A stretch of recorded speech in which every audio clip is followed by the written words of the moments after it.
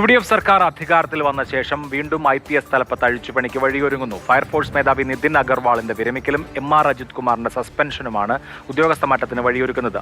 അനന്തകൃഷ്ണൻ വിവരങ്ങളുമായി.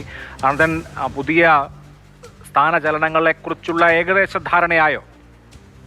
അഭിലാഷ്, UDF സർക്കാർ അധികാരത്തിൽ വന്ന ശേഷം IPS തലപ്പത്ത് വലിയ അഴിച്ചുപണി, പ്രത്യേകിച്ച് ക്രമസമാധാന ചുമതലയിൽ അടക്കം വരുത്തിയിരുന്നു. ഇപ്പോൾ വീണ്ടും രണ്ട് പ്രധാനപ്പെട്ട തസ്തികകളിൽ ഒഴിവ് വന്നിരിക്കുകയാണ്. അതോടുകൂടി വീണ്ടും ഒരു IPS അഴിച്ചുപണിക്കുള്ള സാധ്യതയാണ് തെളിയുന്നത്.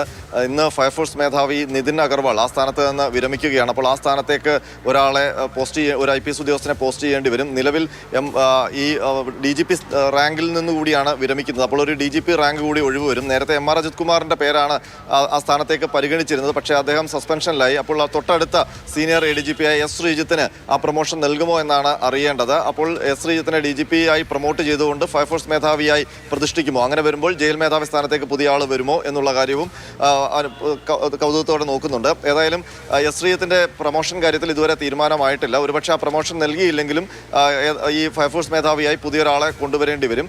അതിനൊപ്പം തന്നെ ബെവ്കോ MD സ്ഥാനം ഒഴിഞ്ഞു കിടക്കുകയാണ്. MR അജിത് കുമാറിന് സസ്പെൻഷൻ ആയതോടെ കഴിഞ്ഞ ഒരാഴ്ചയായി സംസ്ഥാനത്ത് ഏറ്റവും കൂടുതൽ ഈ വരുമാനം നേടിത്തരുന്ന ഒരു സ്ഥാപനം കൂടിയാണ്. അപ്പോൾ ഓണക്കാലവും കൂടി വരികയാണ്. അപ്പോൾ ആ MD സ്ഥാനം അങ്ങനെ ഒഴിച്ചിടാൻ കഴിയുകയില്ല.